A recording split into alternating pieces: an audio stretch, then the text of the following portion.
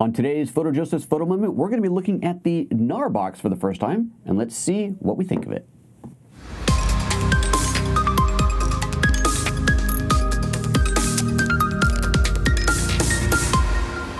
Welcome and good morning to PhotoJoseph's Photo Moment, the first live daily, well, not daily, I gotta stop saying daily, show here on YouTube on photography, video, streaming, all things camera related.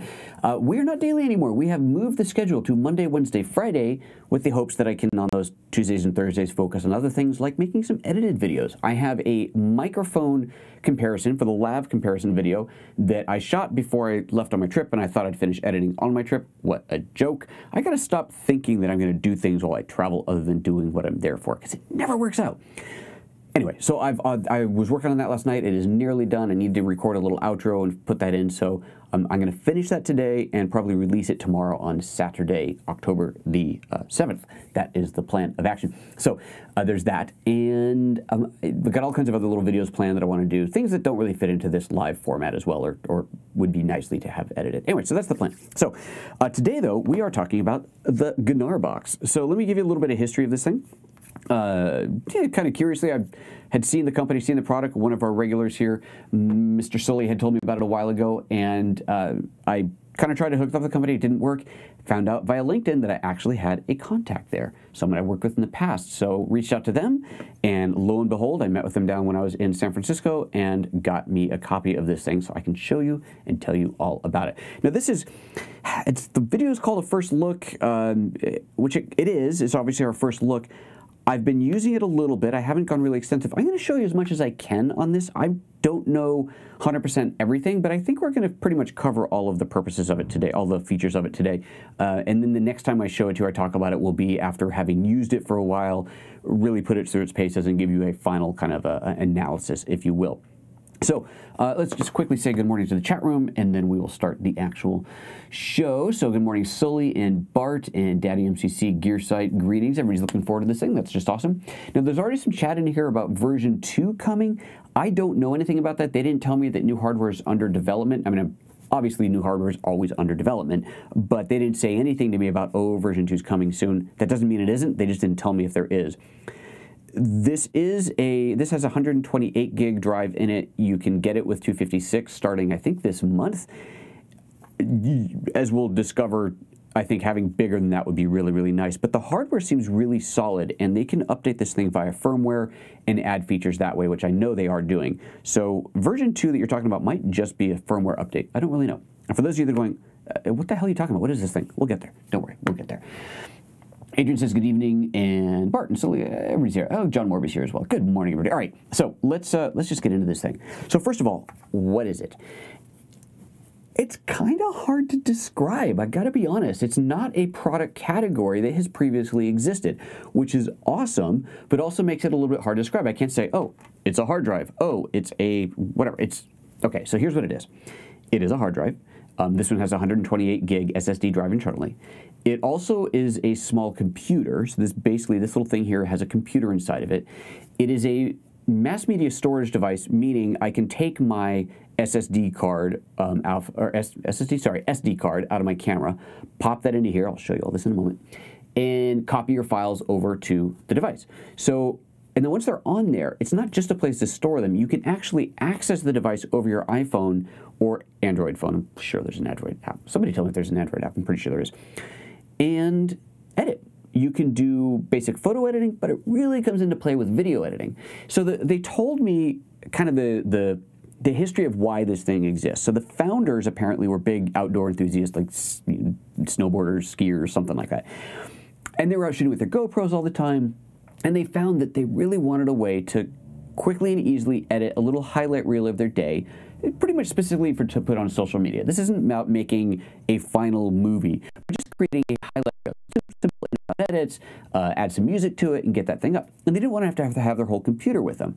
And you can understand that if you're out backpacking, you're skiing, something like that, you've got your phone, or your camera, whether it's a GoPro, maybe you're flying a drone, maybe you've got your DSLR or mirrorless camera, and that's kind of the biggest thing you're carrying. You probably don't want to take your laptop as well.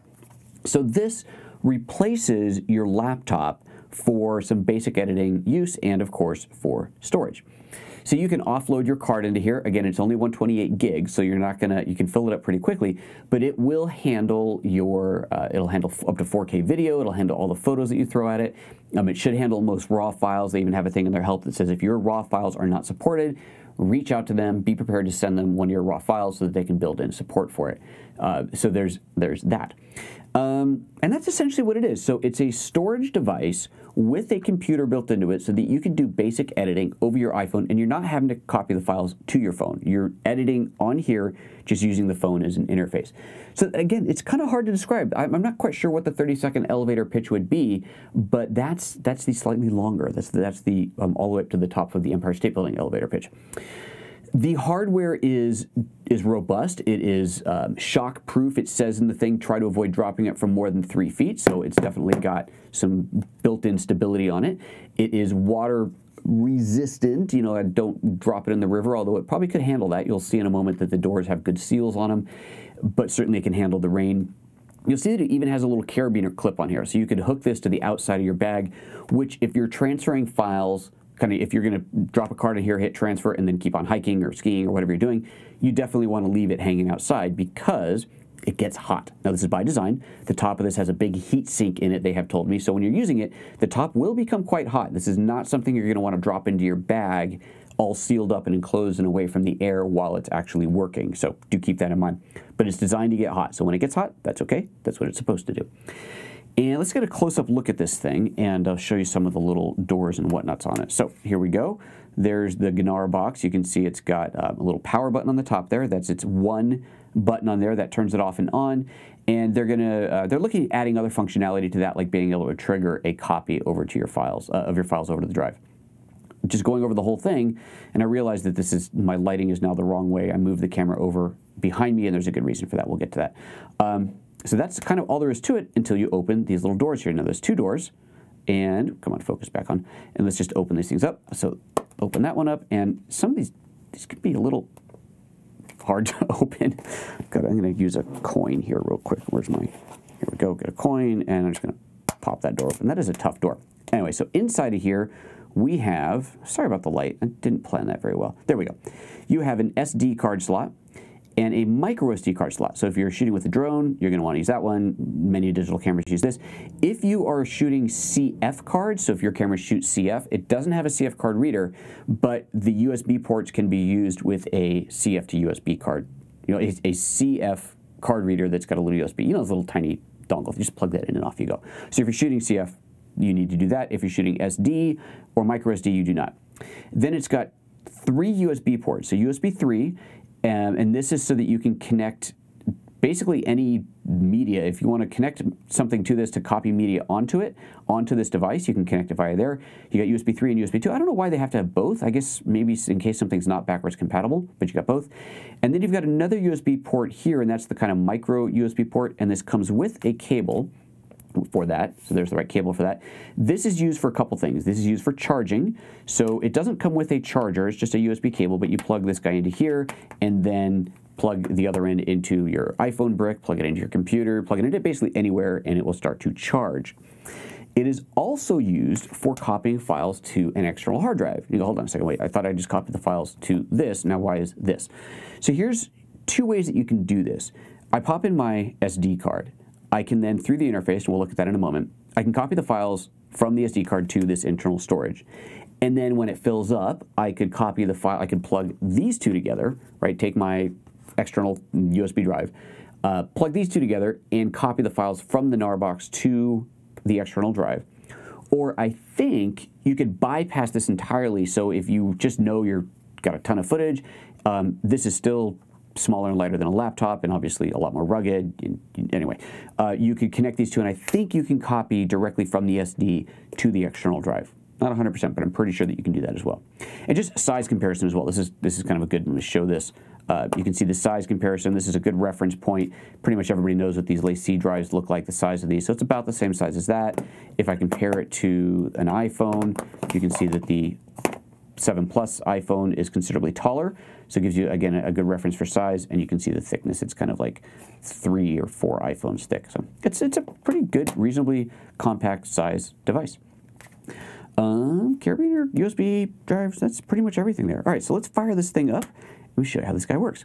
I'm not going to actually copy files over to it because I don't have an SD card here, and you know it's pretty easy to do. But well, maybe we'll look at that in another video. But let's just get this thing started. So I'm going to push the button on there, push it and hold it for like a second, and then it starts firing up. You see a little light comes on there. There we go. The light fires up, and it is lighting. It's funny. The light looks red in the video, but it's actually green. Now it's red. Okay, so that's firing up. So that's ready to go. And now the way it connects to your iPhone is over Wi-Fi. This creates its own Wi-Fi hotspot. This becomes a hotspot. Creates its own network, becomes a Wi-Fi hotspot, which I connect to with yonder iPhone or Android phone. Did anybody tell me if this thing's got Android on it or not? Let's see. Look at my comments here. It does. Ryan says, "Thank you, Ryan." Okay, so let's get this thing hooked up so you can see the iPhone screen. And this is why I set up the camera over the shoulder here. Let's see if I got this right. We're doing a new little setup here so that you can see my fingers moving around. There we go, but also see the screen a little bit more clearly. So hopefully this will be beneficial. Anyway, go into my settings, go to Wi-Fi, and look for the GNARBOX. Obviously, the first time you set it up, it'll say like GNARBOX on its own or something. It'll come with a password in the box. I've renamed it to GNARBOX, so that's my GNARBOX. And give that a moment, and it will connect. And that's all there is to that. Okay, so now let's load the app, Mr. GNARBOX. It is going to connect. It'll take a few seconds to connect the first time, of course. Now, what we're seeing on the screen right now is previews of the content that's already on there. The reason you're seeing all this flickering is because it's loading, and unfortunately, it looks bad, but it really isn't. You can see the countdown there of what it's loading. What's happening is it's loading up a time lapse that I shot, and so there were, actually, let's do it like this. There were, what, a couple thousand pictures of a time lapse, so they obviously all look very much the same. So that's why it looks kind of crazy. There's a ton of photos in there. I copied that over to there. Anyways, okay, so now this is loading up the rest of the days on there. So you see it's broken down by day, but when you tap on any one of these, so I just tap on one of these, I'm now seeing not just that day. So you see at the top it says Saturday. I don't know what the difference is. Anyway, Saturday GH5, if I can close that. Here's Friday off the GH5. So it kind of breaks them down by day here. So even though here I'm seeing separate dates, when I tap on one of these, it's not showing me only that date. I can scroll down and get to the older content as well. It's just kind of a jumping off point. Now here you'll see like there's Saturday, and it says down here show 1,800 more files. So I could certainly open that up to show all those files in there. I can close that out here. But I'm looking at stills, I'm looking at everything. Stills, video, if I have any music on here or any other files on here, it's showing all of them. Down at the bottom, you have this row of icons that are all lit up green, telling me that it's showing me all of that. So if I only wanted to show movie files, I could turn off all of these, and now I'm only going to see movies. If I only want to see music, I could see that. If I only want to see stills, and so on. So we'll look at our movie files. Okay, so now I can start looking at these. So I'm gonna do something with, you might recall last week, I posted something on Instagram. If you're not following, at PhotoJoseph, please do. I posted something on Instagram. I was playing with the MetaBones adapter for the first time. Oh, it was kind of fun. I was down in Sammy's camera. They had it, so I was just goofing around with it a little bit. And so I shot a couple of clips here that I'm going to load up from here. Those clips have already been copied over. Now, keep in mind, I'm shooting 4K 60p on my GH5, and those files have all copied over to here. And as you're about to see, they will play back beautifully. Kind of slick. All right, so let's go back to this view, and let's just say I want to edit a short little video here. So I'm going to choose. We'll look at this one, and this is me. So that's me looking at the MetaBones adapter. There we go, spinning around like a Muppet. So there's that. You can see that lovely shallow depth of field. It was on autofocus. It looks like it kind of jumped focus there, but you know, MetaBones are not known for their focus capabilities, but that's fine. All right, so let's just mark that one as a favorite. And the only reason I'm marking this as a favorite is because I've got so many clips on here, and I don't want to be scrolling around trying to find them all later on. So we're just going to grab that one. Let's grab this close up there. I'll mark that as a favorite. And you see here, as soon as I tap on it, it starts playing. Again, 4K 60p. As soon as I tap on one of these, it starts playing. That's pretty cool. I think that's pretty impressive. So let's just, I don't want to add that one. We're going to choose one more. How about, let's see, what is this? Yeah, there we go. This is a little wide shot. That's not with the MetaBones. It's a little wide shot. Look, there's me. So I'm going to go ahead and mark that as a favorite as well. Okay, so I just marked a few clips as favorites. Now, I don't have to mark these as favorites. This is I'm setting this up to make it easier to edit. I'm going to build a highlight reel. And I've got, hundreds of video clips, and I could just go through them all and start editing from there, but I'm just kind of building the story in my head a little bit. I'm marking favorites of the shots that I want to use just to make it easier to find those shots later on. Just depends on your workflow. You don't have to do it this way. Good. Bart's got a good question here already. He says, what happens if you import multiple cards from the same camera throughout the day? No problem. Hopefully you have your camera set to not reset the counter every time you put in a new card. That is not on by default, I don't think, on most cameras. I know some Sony cameras, for some reason, do that and don't seem to be able to turn that off. So you end up with 1,000 files that are number one. Insane. On your GH5 and all Lumix cameras, you can toggle it so that either it just does sequential all the way up to 99.99 before it cycles back around, or you can set it so that it does reset every time you put in a new card, but don't do that. This has nothing to do with the GNARBOX. Just don't do that. That's just annoying. You end up with all these files that are the same name. The GNARBOX, though, it's not going to overwrite them. It'll recognize their different files and it'll push them off into a different folder because it's got the timestamp and everything else on there, so you don't need to worry about that. Bart's saying if you had two GH5s on a shoot, dumping them both to it could be a mess. So it's sorting the files by date and by camera type. So I guess they would be mixed together, but I don't see how that's any different than if you were importing into Final Cut or Premiere or whatever else. If you wanted to tag them as separate, as coming from separate cameras, obviously on a proper editor, that'd be easy to do. That's a good question, actually. If you shot with multiple of the same camera, imported those files, it's probably going to mix them together. Yeah, I'm not sure if there's a way to separate them, if there's any metadata that would show that they're from different cameras later on. That's a good point. That's something worth looking into. I don't think it's going to be a mess. I mean, it would just, but they could be mixed together. Anyway, that's a good point, though. Okay, let's get back to this. So I've got, I got a few clips that I marked as favorites. And let's go back and look at just my favorites. I go back to here. You can see down at the bottom there's a favorite, so I'll tap on that. And there's the clips that I marked as favorites, including some older one. And let's start editing. So I'm going to open this guy up. And basically I'm going to build that highlight reel. That's my point right now. Let's get to that close up. I want to build that highlight reel. So again, it's playing right away. You see up in the top right corner it says edit. So I tap on edit. And down at the bottom we've got in and out points. So those were already set from before. But let me just kind of reset those guys. Hello, drag. Why isn't that moving? There we go. Let's just reset these guys back to default position and move that just a little better for you. There we go. And so I want to find an endpoint, all right? So I can just play it and watch it and decide where I want to stop it, or I can grab the scrubber bar here and scrub through. And you're gonna see here there's a point where this chap comes up and shakes my hand. So I'm gonna get that. So I'm gonna start somewhere around here. Now I've stopped it, I've paused it, pause, there we go. And let's say I wanna get really frame accurate. I can swipe, and you can see it moving. I can swipe one frame back, one frame forward, and find the exact position. So let's get him right before he kind of walks into frame. Swiping forward, and we'll say right there. That's where I want to mark it. Now, this is a little bit of a tricky thing. So I can right now, notice my in point's way out here, the out point's way over here. I can just drag this, but I'm not going to be at that exact point. So they have this marker thing where I swipe down, and see the orange mark there? It just added a marker to that position. Now I tap on the endpoint and it jumps to that marker. Now I can go to forward. Let's see, so there we shook hands and he steps away, and we'll still call that the endpoint. Swipe down, adds another marker, tap the out point, and it goes in. Now you don't have to do that, or you don't have to do the marker. You can just drag the endpoint in, but if you want it to be accurate, get it close, swipe to get frame accurate, swipe down to create the marker, and then tap the in or the out point to make it jump to that marker. Pretty cool.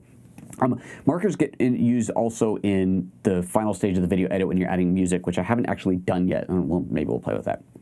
Okay, so that's in place now. So now let's take this clip and add it. You see up at the top it says swipe up to add to the highlight reel. So I just swipe up, and there it is on the highlight reel. Now let's go to the next shot. I'll swipe backwards here. Do I have to get out of editing mode? I guess I have to get out of editing mode. Swipe back, and let's use that shot there. So I'll go into editing again. We're just going to grab a few seconds. Doesn't really matter what. We're going to grab that, swipe that up. Okay, cool. And back out of that, and let's go to this shot. We'll do the editing again. And so here, once again, let me reset this because I was playing with it earlier. And I'm going to go to not where I'm looking at the LCD, but looking into the camera, close enough. And then we're going to drag this to just before we lose focus. So spinning around, spinning around. Look, I smiled and the camera got confused. It's like, why are you smiling? There we go. And that's in place, and we'll swipe that up. And so there's our basic highlight reel. I can export at this point, but I'm not quite ready to do that yet. I'm going to go over to the reel, and it's going to do a little preparing here, and I'm going to add music to this. Preview not ready. All right, so we're going to let that finish the preview, and then we'll add music. Oh, it's done. Okay, so now there's my preview. I guess I could probably hit play on here. play on there. So there we go, comes in, shakes hands, wah, wah, wah, and then it's going to go to the Metabones thing. We're going to see that, woohoo, and then, that was a little bit long, but that's okay, and then it's going to go to this. So let's see, I'm looking at this, I'm going, you know what, that shot was a little bit dark. Watch this, let me go back into editing. Let's get back out of here. We're going to use this clip. Let's go back into here. My markers are still there. I can actually do basic color correction on here. This is so cool. Let's go to adjust. Then I'll tap exposure. I can bring the exposure up a little bit. That's probably not. Yeah, that's kind of good. Okay. Let's see what else we have in here. Punch. Oh, looks like I already had those settings in there. So my punch settings were already in. Let's bring that down a little bit. Let's see. So the work that I had done before when I was preparing for today is still in here, which is very good to know. So it saves that as you go from as you disconnect the device, you reconnect it. Temperature, tint, intensity. Intensity is already cranked up. Let's take that down, take that back up. Looking good. Okay, good. So I like that. We're going to use that. So now I'm going to add this shot to it. It doesn't just replace it, so I will need to get rid of this one. I can tap this and I can move it if I wanted to reposition it, or just drag down and it removes it out of the scene. All right, let's go back to my reel now. Let's edit out of here and go back to the reel, and that's in place.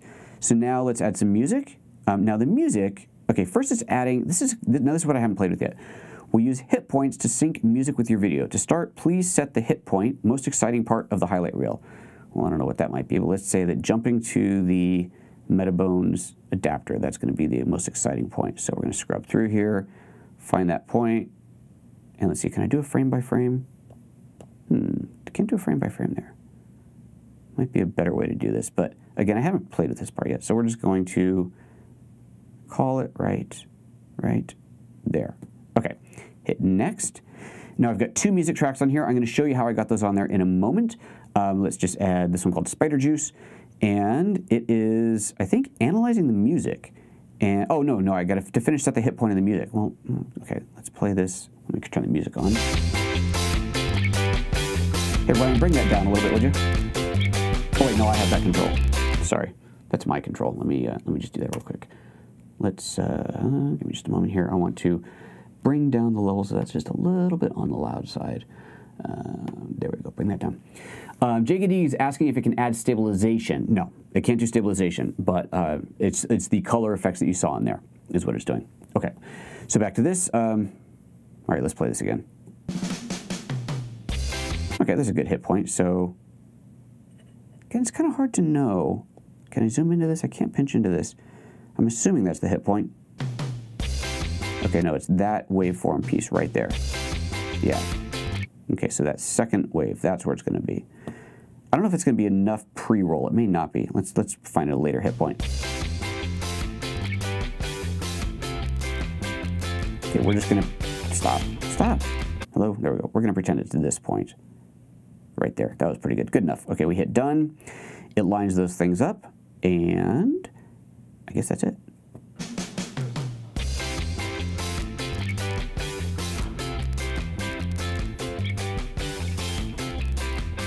Okay, so we're good. We're happy. We like our highlight reel.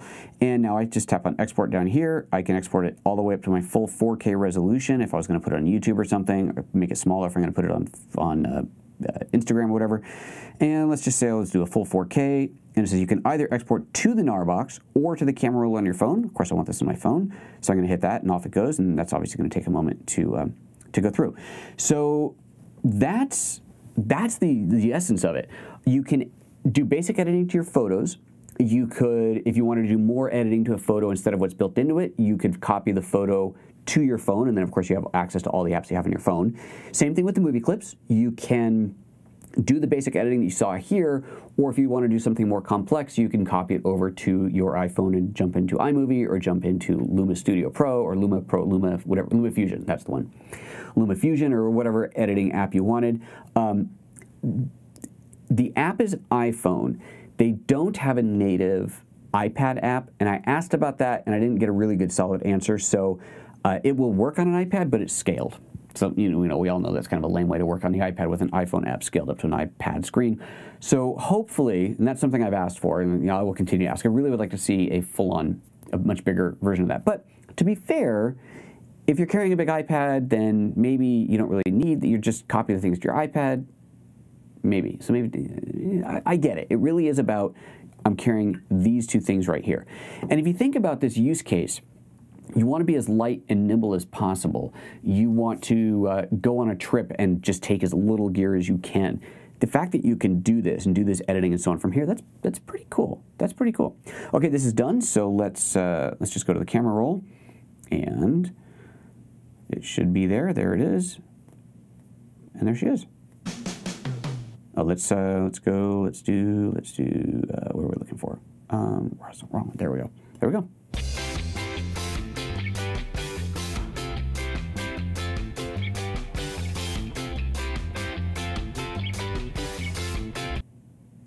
Oh, and the music stopped. I have no idea why. That's interesting. Well, I don't know what happened there, but the music stopped. So someone is saying, JKD is saying, remember the cloud issue I had from Sweden? Very, very good point. So one of the issues, for anybody who doesn't know what he's talking about, when I went on vacation in Sweden, I took my just my iPad. I didn't take the laptop, copied all the video files over the course of the week that I was there over to my iPad with every intention of editing that video on the plane on the way home. Couldn't do it because iCloud had uploaded everything to iCloud and not left copies behind. So a GNARBOX would have solved that problem, right? All the pictures would be on here. Now, if I still wanted to copy the files off of this and onto my iPad so that I could edit with the big editing tool, I could do that, as I just explained, or I could do a simple edit just from here. I wouldn't want to edit my whole Sweden thing from there, but the content would be here. Now, one of the other features that they said they're working on is an iOS 11 file browser integration so that this shows up in the file browser on iOS 11. That'll be really interesting because that should, in theory, and I'm not sure how far along this is, but that should, in theory, allow you to access the GNARBOX from any app that has file browser integration. That's pretty cool. I like that. So let's see. Anything else I want to show in here? Let me do a quick. I kind of skipped past the UI tour on this thing. Let me just do that real quick, and then I'm going to show you how it connects to your computer, and we're going to call it a wrap because this is really meant to be just a first look. Let's go back to this. The close up there. All right. Back out of here. Let's go to the home. And just a quick little tour, so that's doing up again. You can see up in the top here 70%. That's the battery of the GNARBOX itself. There's a little question mark. When you tap that, it shows you a little kind of a help thing, just a little help overlay. So you can see everything that's going on there. If I tap on devices, it'll show me what devices are connected. None are right now, but if I put an SD card in, that would show up here. And hey, where's it? Hey Ryan, out on the little rolling table is the drone. It's in the black box. Grab that and bring it to me, will you? Hopefully the SD card's in the drone. I hope so. And then I'll just go ahead and pop that card in here. Sully is asking, do I know if it'll read the GH5's new 400 megabit all-eye footage, HLG footage, and the 6K 200 megabit anamorphic files? Thank you. I don't know. I do not. That is something I will have to test. Yeah, that's a good question. 400 megabit. That might be pushing it for this little box. That might be pushing it. All right, let's see here. Look, my drone still got blood on it. Let's see here. Is the card in here? It is. Super. All right, cool. We can do this. Let's do this. So I'm going to open the door. And, oop, that's the wrong door. Open the door. There we go. Hey, look, it worked that time. Take my little micro SD, pop that guy in. And in just a couple moments here, we should see, look at that. Oh, shoot, I'm sorry. I didn't have this up at the same time. Let me eject that. Ejecting drive, no name. I don't know why I couldn't, like, they render it so that it says Spark or DJI or something on it. Okay, let's do this again. Card, inserting. You're going to hear it click when it goes in. It's in. 1, 2. Pretty quick. All right, so that's on there. I tap on that, and it shows me all the files on here. Once again, in here, I can also filter. Look down at the bottom. Let's go back to this close-up view. I can go in here and say, just show me the movie files or just show me the picture files. And I see all that stuff on. Look, some Sweden stuff still on this card. So that's pretty cool. That is actually really cool. Neat. Okay, so there's that. So then if I want to import stuff, I can say select all and hit copy files over the top. I can obviously select individual ones if I just want to copy some of these over and hit copy files, it'll copy those over. It tells you right here what's not backed up in GNARBOX. This down here, this one at the bottom is already backed up in GNARBOX, so that's there. So that's good. Oh, I did fly the drone on my last trip. That's right. That's why I cut my finger open. Here, let's see what that looks like. So now this is playing off of the card, right? I have not yet copied it over. So this is on the card here, playing. Let's see here. We're about to take off. And there we go. yeah, so that's cool. So I don't even have to import the card before I can preview it. That's really nice. That's pretty cool as well. Okay. And let's see, anything else I want to see here? Up in here, this little double-headed arrow, that's a status. It shows you what's going on. So it shows what's completed. It's your task manager, so that's already done. So, but if anything was happening, you would see that in there. And that's pretty much it. So let's go into the settings here. You can see your storage capacity. You can see where you're at. So you can see I'm kind of filling it up. And your Wi-Fi access point, change the name and all that good stuff. USB 3 mode. So here's where we want to access this thing over the computer. So here's a couple of, let's talk about this real quick, couple of workflows. I'm out and about in the field, copying files onto here. Maybe I do or I don't use an external drive, whatever, irrelevant. My files are on here. Now I need to get them onto my computer. I just want to copy these into Final Cut or Premiere or whatever and start editing for Reels. I need to mount this thing on the computer. If I just plug it in right now, it's just going to go into charging mode. It's going to start charging. I have to change the device into mass storage mode. When it's in mass storage mode, I cannot pop in a card and copy over to it. So it's a mode you have to alternate between when you want to access the files that are on here versus copying files onto it. So you see here on the interface, it says mass storage mode. So I just tap on that. It says switching to mass storage mode, and that's it. So that's on there. All right, so now let's take this thing, it's in mass storage mode, plug this guy in, and plug this into my USB, and it's just going to mount on my desktop here. And close out all this crap here. Bunch of stuff on the desktop here, but that's okay. And there it is, mounted at the top. There's the GNARBOX, and you can see in here, everything's sorted out by date. It is not sorted out in here by camera. So in that regard, yes, I suppose there could be a bit of a mess mixing. There's all the JPEGs I shot for the time lapse. It could be a bit of a mess if you're hoping to separate them by camera type here. But also keep in mind, if that's really important to you, separating camera type or even multiple cameras, I don't know about every camera out there, but certainly all the Lumix cameras, you can customize the file name. So you could call them GH51, GH52, or whatever you want to call them, so that your files actually have a differentiator. So that would be a very good way to separate them once they're copied over. I can see on here the one that came over from the Spark is called DJI. It's got a DJI on it, so that's labeled for me, so that's handy. And I think that's pretty good. I think that's pretty good. Now, to copy stuff onto here, because you want to add music, for example, all you gotta do is copy a music file onto the GNARBOX. So there's two in here, because when I opened this, I wasn't sure. There's this GNARBOX folder, but I didn't know where I had to put the music files, and I was looking in the instruction manual, and I couldn't find anywhere it said where to copy them to. Maybe I just didn't read the whole manual, because, RTFM, I don't know what that means. So I copied two files. I copied one into the root level and one into the folder. It's called GNARBOX, but both of those audio files showed up on here. So I guess maybe it doesn't matter. Maybe I could even create a folder and call it my music. Let's try that. Let's do it real quick. Okay, I'm going to create a new folder in here. I'm going to call it just call it music. And let's take the one out of the GNARBOX called South and put that in. The Spider Juice one, put that in. So there's both of those. Excellent. And let's eject that guy. And then, sorry, you didn't see that. I wasn't showing you. I created a folder, moved them in. You've all seen that before. And so now this is still connected to the GNARBOX. These two devices, I never disconnected this. So I can just switch back over to normal mode.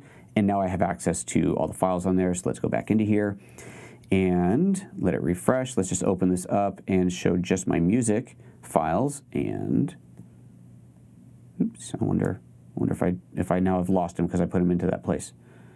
Is it refreshed? You know what, let's let it finish refreshing. Okay, it looks like it's done. Now let's go into here and just look at music files. Yep, they're there. So it doesn't seem to matter where you put them. So that's handy. It doesn't show you the name on there, which is annoying. I wish it showed the name because, it's easy to go in here and go, oh, I want, sorry, I'm looking at video files, right? I want that one. I see a thumbnail. But when I'm looking at music, there's no indicator. So we could use a name in here. If you had dozens of these, it would take you a long time to find the right one.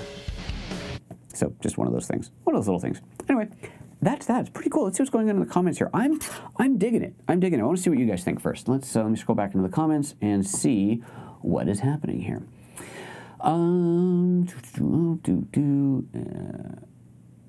Sully, I'll auto detect when you connect to a computer and having to switch it. Oh, okay. So Sully is saying one of the changes that's coming is when you connect it to the computer, it'll automatically switch over to mass storage mode. That actually would be very good. I concur. That would be a good idea. Remember, if you have a question or comment, make sure you put @PhotoJoseph in front of it. That helps me to find your question.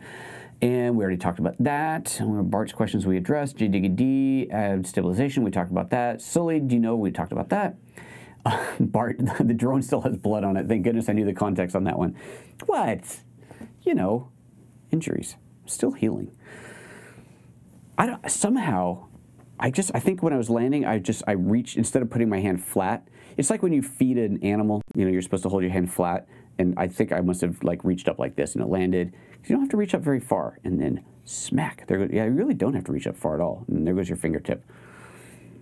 Oops. I haven't tried flying it since then. I hope it still works. It took a tumble.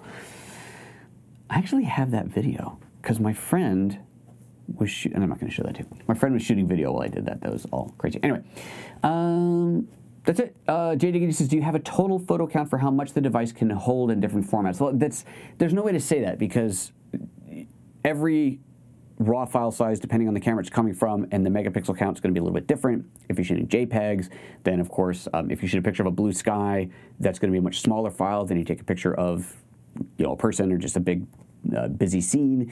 So no, I can't. I'm sure you can, you know, look up, if you just want to Google basic storage capacities and see what 128 gigs should be able to store, how many minutes of video and so on. But if you really want to know that, then I think what you should do is look at your camera. What are you shooting? You're going to shoot in 4K, 30p, MPEG files. Look at one of those, see how many gigabytes per minute that is, and then you can do the math from there. So sorry, I can't just tell you, but I will say that more is definitely better. The 128 gigs on here, I filled that up just on a 4-day shoot, and that wasn't even a shoot. I was just vlogging. So, now granted, I'm shooting 4K 60, but it ain't enough. I definitely want more. A terabyte version of this would get really expensive, because terabyte SSDs are still pretty pricey, but it's an option. I was looking at Amazon, because if I'm doing this for real, this is an older one. I think, is it a terabyte? I think it's a terabyte, but you can buy, in fact, let's just do this real quick. Let me go into Safari, let's take a look at Amazon, and let's just see how cheaply we can get a 1 terabyte external hard drive. Let's go USB SSD. Let's see what we get here. Okay, well that's definitely not SSD, but geez, look at that, $68 for a 2 terabyte spinning disk.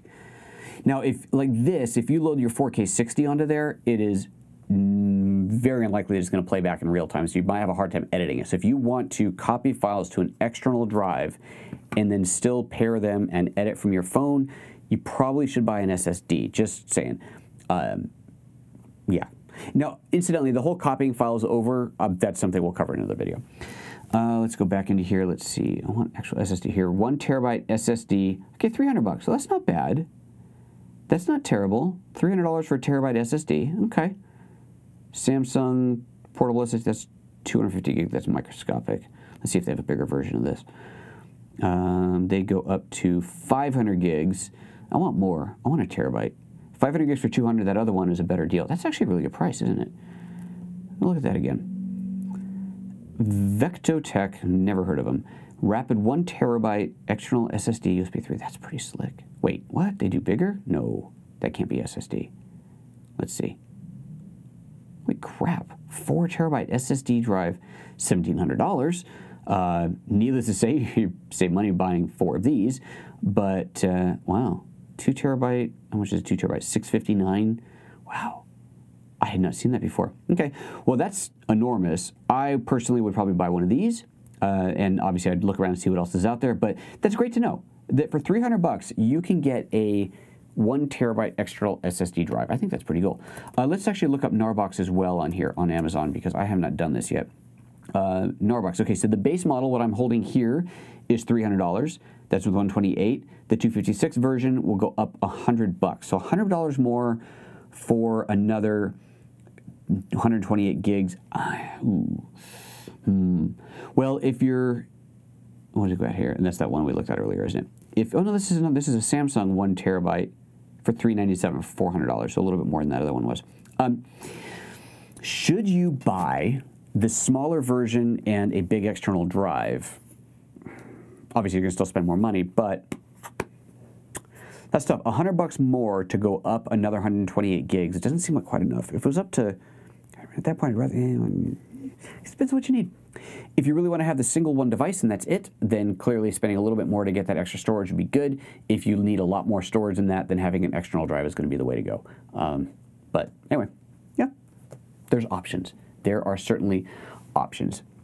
And Silly saying, do you know if you can replace the internal SSD drive? No, you can't. This thing is not meant to be opened by the consumer. There are no screws on this device. I would imagine that it'd be like disassembling an iPhone. Break your warranty for sure. I mean, clearly, if I take something in here and I pry this back off, I'm going to be breaking glue. I'm sure I could get in there. I'm sure I could replace it and then glue it back together and hope for the best. But I think it's pretty safe to say that would nullify your warranty. Plus, it may not be water resistant after that. So I wouldn't recommend it. That's going to be my official stance on it. All right, guys. I think that's about it. That was fun. What else is going on today? I have a couple things I want to show you. I did a live training on Polar earlier this week. This is now available for download, session 1202 on adjustments. I am digging Polar app. It's a really fun little app, so do check that out if you're interested in those sorts of things. Of course, I want to remind you about my GH5 training. If you want to learn how to use your GH5, spend 10% of the initial investment price of the camera itself. And for $100, you can have 5.5 hours of training, and lots of people on this chat right now have seen it and will tell you how much they love it. And also, let me remind you to head over to lynda.com if you want to learn anything. Lynda.com is pretty much the place to do it. And I've got my own videos on there, including Photography 101, a macro and close-up video that's a lot of fun, a shooting and low-light video that's a lot of fun, and then the DIY photographer, which is a blast. PhotoJoseph.com/DIY is a shortcut that'll take you there. And if you're not a Lynda subscriber, just type in PhotoJoseph.com/Lynda, and you'll get a free 10-day trial, which might actually be, I gotta look into this. I think it might actually have gone up from 10 days at this point. Not really sure. Anyway, all right, that is about that. I don't see my name pop up on the screen anymore, so we're going to call it. Thanks, everybody. Monday is going to be a Q&A show. Look at that. I've even got the graphics planned for that. Let's see, this is just, look at how much farther ahead I am. Not a Q&A, an AMA. That's what I meant. So now it's going to spin on me while I try to load up the graphic for that. But Monday's going to be an AMA show. Wednesday is going to be the SD card show, the one that I keep saying I'm going to do and not doing. We're finally going to do that on Wednesday of next week. So Wednesday will be the let's talk about SD cards for the GH5. I'm going to give you a little bit of history about SD cards. I've been doing a bunch of research, so that's why it's taken a long time. I have information about the history, how to understand all the stupid numbers that are on cards, why those numbers have changed over time, which actually is quite interesting. And then ultimately we'll say this is what you need if you're going to shoot with your GH5 and you want to shoot in 400 megabit, or if you're not shooting the GH5 and you just want to learn about SD cards, that'll be a fun one to do. So that one is going to be on Wednesday of next week, but on what do you call it? On Monday of next week is another AMA. So I like those. The AMAs are a lot of fun. They're a good time. I enjoy them. All right, guys, that's it. We're out of here. Take care of yourselves. We'll see you next time. Bye-bye.